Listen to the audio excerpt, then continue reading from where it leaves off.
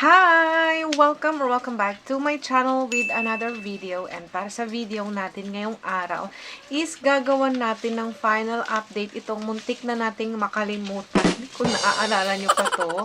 Ayan, I think last month pa natin to na ginamit. And ayan, sobrang konti lang naman yung paggamit ko nito. Ayan o, meron pa siyang laman. Siguro mga ano pa to, isang kutsara pa to.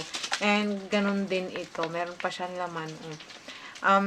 Ginagamit ko to, minimix ko siya sa favorite drink natin. Any drink, kahit nga sa coffee. And since sinabi naman dito na pwede natin siyang i-mix sa coffee. Especially itong chia seeds. Ayan, kung saan ko to minimix na drink. Mapag milk siya o kahit na anumang drinks nga, ang kulit.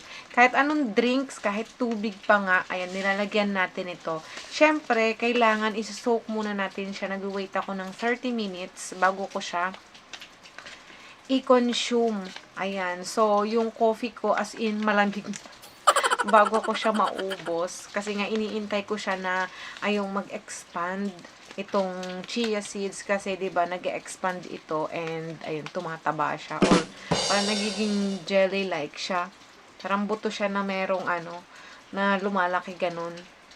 Tapos basta ganun. Tapos nakaka-help siya na maging parang feeling natin is busog palagi tayo. So itong chia seeds ganyan yung kanyang itsura. Simple lang siya. Ayan.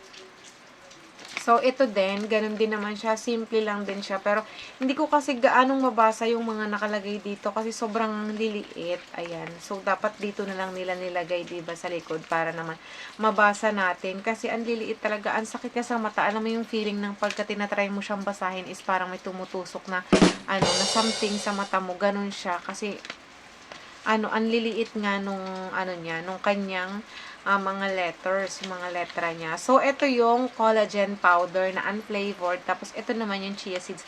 Akala ko nung binili ko to, kasi combo siya, nung binili ko, nasa 150 something lang siya. So, nung binili ko to, akala ko powderized din siya, powder form. Kaya ngayon yung sinabi ko dun sa video natin na in powder form siya. But, nung inopen ko siya, is hindi naman pala siya naka-powder. Medyo na-disappoint ako. And siguro may mistake din na hindi ako nagbabasa masyado o hindi ko naintindihan masyado yung nung time na bumili ako nito kasi ang intindi ko o ang akala ko in powder form siya.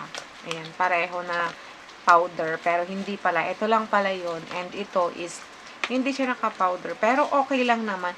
Kasi yung chia seeds, alam nyo ba yung benefit niya? Nakaka-help siya dun sa mga naglo-lose ng weight. Kasi ito, nakakawala na siya ng pagka-bloated natin. Kung ikaw, halimbawa na pagkakamal ng 3 months preggy ka, ayan, mag-try ka nito kasi nakakaalis siya nakakaalis siya ng pagka-bloated natin. Nakaka-help siya na ma-regular yung pag-poops natin. Ganon. But, sometimes, meron siyang effect na yung parang bigla siyang nakakahilo, ganon. So, huwag natin susobrahan. And meron kasi siyang recommended dosage. Ito yung paggamit dito. At hindi pwedeng sobrahan natin kasi, ayun, dahil nga nag-expand siya sa tummy natin, baka mamaya iba yung maging effect niya sa tiyan natin. Lahat naman nga kasi ng sobra is hindi maganda. So, dapat tama lang din yung paggamit. Hindi ibig sabihin na nakaka-diet to dahil gusto natin mapabilis yung pagda-diet natin is eto, nakakainin na natin siya lahat. Hindi ganon. Syempre, nasa process yan, diba? Trust the process, unti-unti.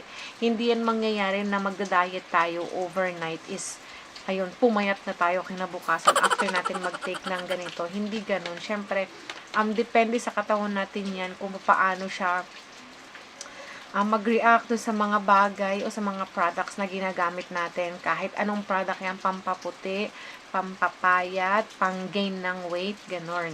So, eto, ang effect nito sa atin is, eto na, if you're excited, please keep on watching. I just wanna be happy, happy tonight.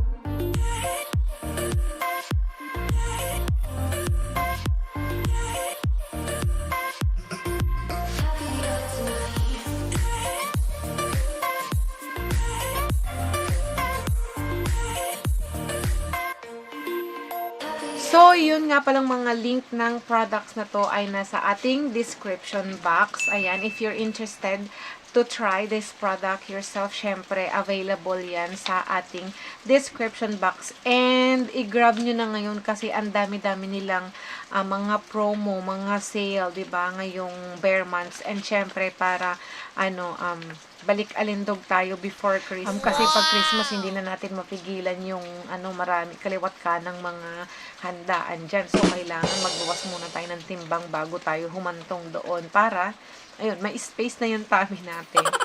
Ano ba yung naging effect nito sa atin? So, first, ito. Ito talaga yung as in evident na evident. Yung mafe-feel mo dito. Kasi nga, nabanggit ko na kanina, nakaka-regular siya ng pag-poops. Number 2, nakakawala siya ng bloated, yung pagka-bloated natin. Hindi na tayong pagkakamalang preggy. Ayan, trinay natin itong chia seeds. Ayan. Kahit ano naman drink is pwede mo siyang i-mix. Kahit nga dun sa mga baked foods is pwede natin tong i-mix. Ayan. But hindi ko siya trinay kasi nga hindi naman ako nag-bake. Pag ginagamit ko to, ginagamit ko din to. So, pag magtitimpla ako ng coffee, parang nagiging creamer na nga siya, ganon. Itong dalawa lagi ang magkasama. Hindi ko ginagamit na ito lang. Hindi ko ginagamit na ito lang. Palagi silang magkasama. And, dito naman sa powder na to, wala akong naaamoy o nalalasahan na lasang kalawang or parang malansa, ganun.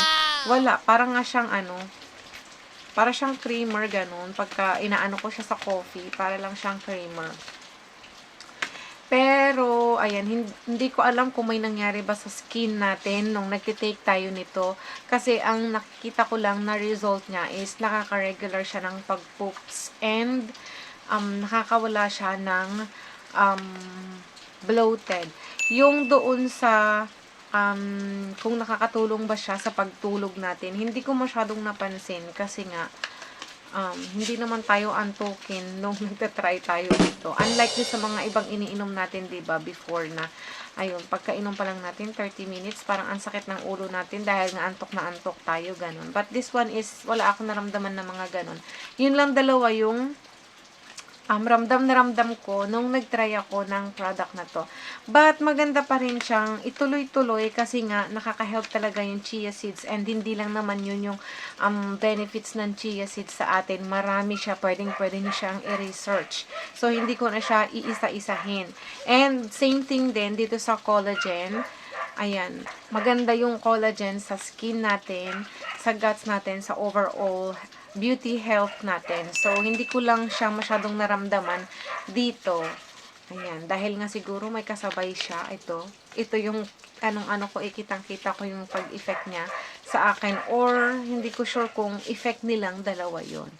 So, kung isa ka sa mga naging user ng product na to or hanggang ngayon ginagamit mo pa rin ba ito, please comment down below your experience para ma-help natin yung mga interested na mag-try ng product na to.